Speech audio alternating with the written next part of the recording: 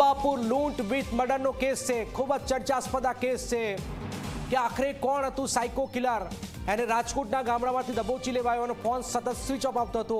આ psycho killer જરા કોણ છે જરા એને સમજીએ તો સાયકો કિલર છે એના જે પિતા હતા એ CISFમાં હતા, પણ આ જે શખ્સ જે છે એને પરિવારથી દૂર કરી દેવામાં આવ્યો હતો કારણ કે આની માનસિક સ્થિતિ બહુ ખરાબ હતી અને પરિવારથી દૂર હતો। એના માતા પિતાને તડછોડી દીધો।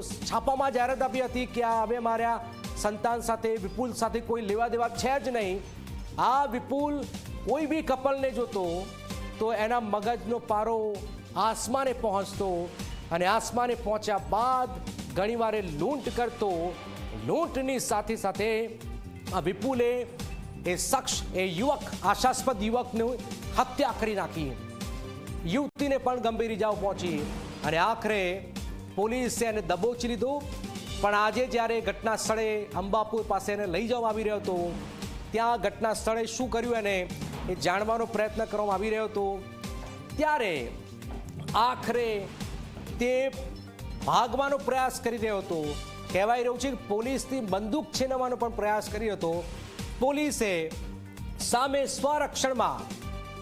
સ્વરક્ષણની અંદર ફાયરિંગ કર્યું અને ફાયરિંગની અંદર આ જે સાયકો કિલર જે છે એને ઢીમ ઢાળી દેવાયું છે અને એન્કાઉન્ટર કરી દેવાયું છે, ઠાર કરી દેવાયું છે।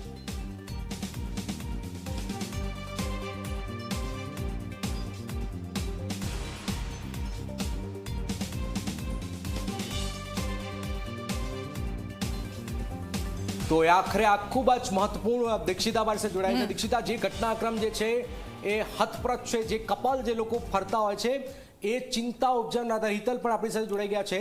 દીક્ષિતા, બિલકુલથી જનક આ જરૂરી હતું એટલા માટે કારણ કે નવરાત્રીના દિવસો શરૂ થયા છે ને એ દરમિયાન જો આ પ્રકારની ઘટનાઓ ગાંધીનગર વિસ્તારમાં જ્યારે લોકો રાત્રે ફરતા હોય ને બનતી હોય ત્યારે આ ખૂબ જરૂરી હતું। હિતલ અમારી સાથે જોડાઈ ગયા છે। હિતલ, આ જરૂરી છે ને એક મેસેજ આપવામાં આવ્યો છે। પોલીસે તો પહેલા જ કહ્યું હતું કે કાયદામાં રહેશો તો ફાયદામાં રહેશો અને નવરાત્રીના દિવસો પણ ચાલી રહ્યા છે ત્યારે લોકો ફરતા હોય છે અને આ દરમિયાન આ જે કિલર છે, જે સાયકો છે અને એ જો ખુલ્લો ફરતો હતો પોલીસ ખરેખર ચિંતામાં રહેતી।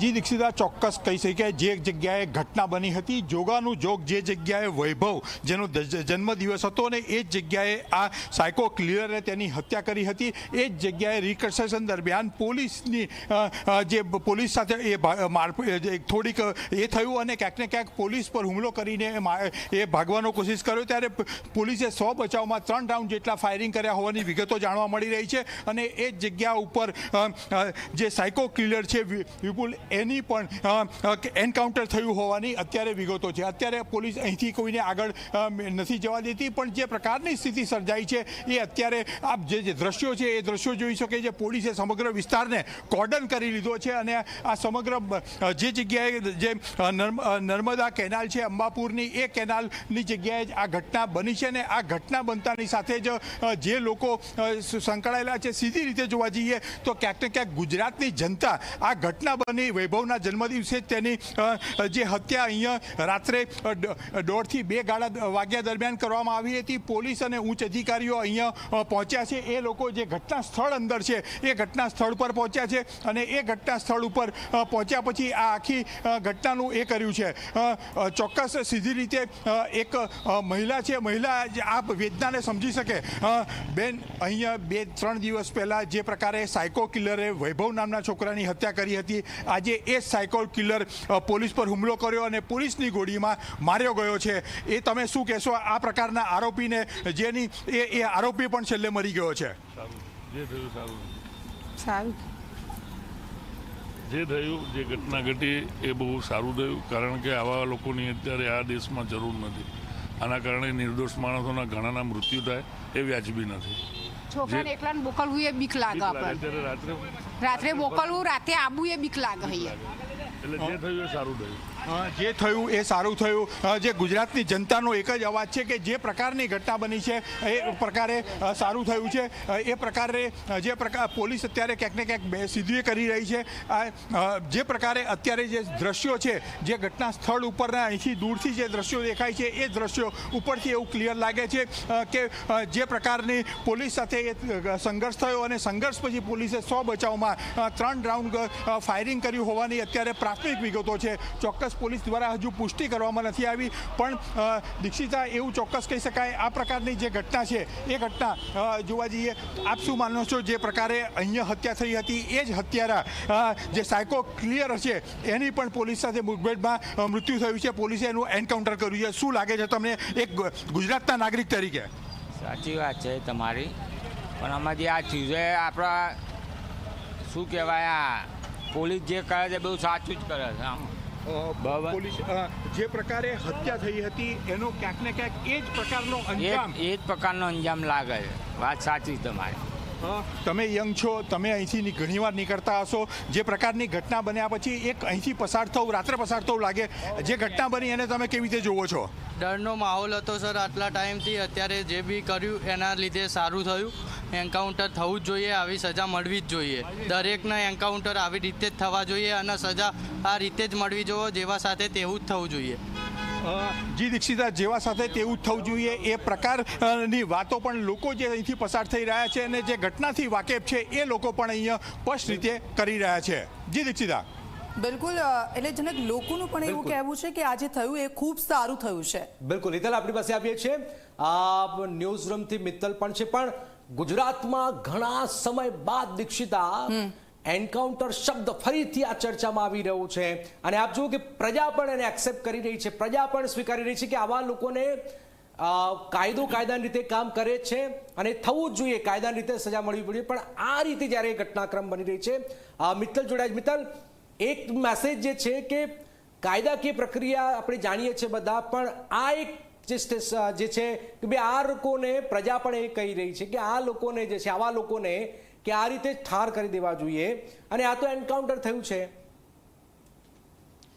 બિલકુલ જનક, હવે તો એવું જ કહેવાય કે કાયદામાં રહેશો તો ફાયદામાં રહેશો અને ખાસ ગુજરાત પોલીસે આ કરી બતાવ્યું છે. અનેકવાર આપણે જોયું છે કે આરોપીઓના વરઘોડા કાઢવામાં આવ્યા છે અને આરોપીઓને સરા જાહેર એ રીતે લાવવામાં આવે છે કે જેથી આરોપી સુધરી શકે. પરંતુ જ્યારે આવા સાયકો કિલરની વાત કરવામાં આવે તો આવા આરોપીઓ સુધરતા નથી અને વધુને વધુ આવા આરોપો કરતા હોય છે. વિચારો કે આ જે આરોપીની માતા છે તેને કહી દીધું હતું કે મારા દીકરા સાથે તમારે જે કરવું હોય તે કરો. જાહેર ચેતવણી પર આપી હતી અને ચેતવણીમાં એવું પણ લખ્યું હતું, નોટિસ આપી દીધી હતી, પેપરમાં છપાવ્યું હતું કે મારો દીકરો આવી પ્રવૃત્તિઓ કરે છે, ગુનાહિત પ્રવૃત્તિઓ કરે છે અને અમારા દીકરા સાથે કોઈ સંબંધ નથી. એટલે વિચારી શકાય છે કે કેટલો માનસિક રીતે કેટલો આ જે સિરિયલ કિલર છે તે કેટલો પીડાતો હશે અને મગજમાં કેટલું ભરેલું હશે. લૂંટના ઈરાદે હત્યા કરવામાં આવી અને રાજકોટમાં પણ જ્યારે પોલીસ શોધખોળ કરવા માટે ગઈ હતી ત્યારે પણ અનેક શિકારની શોધમાં જ હતો અને જ્યારે રાજકોટથી પોલીસ રિકન્સ્ટ્રક્શન કરવા માટે ગાંધીનગરની કેનાલ પાસે લાવી ત્યારે પણ પોલીસ સામે પ્રતિકાર કર્યો. વિચારો, પોલીસ ત્યાં તેને પૂછપરછ માટે લઈને આવી છે, પોલીસ સામે પ્રતિકાર કર્યો અને ત્યારે પોલીસની ગોળી વાગતા આ આરોપી જે છે તે ઠાર મરાયો છે. વિપુલ પરમાર નામનો આરોપી, જેને પોલીસની નાકમાં પણ દમ લાવી દીધો હતો, પરંતુ આખરે હવે પોલીસને સફળતા મળી છે અને પોલીસે કરી બતાવ્યું છે. પોલીસે ફરી એકવાર મેસેજ આપ્યો છે જનક કે કાયદામાં રહેશો તો ફાયદામાં રહેશો. બિલકુલ બિલકુલ. ચલો દીક્ષિત, આપણે હિતલ પારેખ પાસે પહોંચીએ. હિતલ, એક તો જાણે કે બધું સ્ક્રિપ્ટેડ હોય, મેસેજ પ્રજા બધું, પણ આપણે બધા જ જાણીએ છીએ કે આ ઘટનાઓમાં જે રીતે ઘટનાક્રમ થાય છે જાણે કે બધું સ્ક્રિપ્ટથી લખાયું હોય એ રીતનો આખો ઘટનાક્રમ સર્જાઈ રહ્યું છે. આમાં કેટલા પોલીસ કર્મચારીઓની ઈજા પહોંચી છે, જે ખબર સામે આવી છે 2 થી 3 પોલીસ કર્મચારીઓની ઈજા પહોંચી છે. નંબર 1, પોલીસના ઉચ્ચ અધિકારીઓ ત્યાં પહોંચ્યા છે અને શું ત્યાં મેસેજ આપવાનો પ્રયત્ન કરવામાં આવી રહ્યો છે? હેતલ.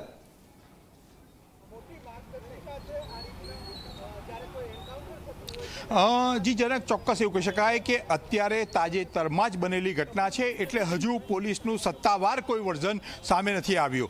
એક પહેલી વાત. સાથે સાથે જે પ્રકારની ઘટના બની હતી એ વખતે પણ જે પ્રકારે આ વિસ્તારમાં મોડી રાત્રે વૈભવ અને તેની સાથે યુવતી બેઠી હતી અને એ યુવતી અહીંયા બેઠી હતી અને ત્યારથી આ સાયકો ક્લિયર વિપુલ છે પસાર થયો હતો અને તેને દેખીને પોતાની માનસિક જે સમતુલા ગુમાવી ચૂક્યો હતો એને ક્યાંક ને ક્યાંક વૈભવની હત્યા કરી છે. સ્વાભાવિક છે કે અત્યારે જે ઘટના બની છે અને જે પ્રકારના પિક્ચરો આવી રહ્યા છે એટલે કોઈ પણને એવું લાગે કે સ્ક્રિપ્ટેડ છે, પણ ચોક્કસ એવું કહી શકાય કે ગુજરાતની જનતાનો આ એક અવાજ છે ને એ અવાજનો પડઘો આ સમગ્ર ઘટનામાં બન્યો હોય એ પ્રકારના દ્રશ્યો છે.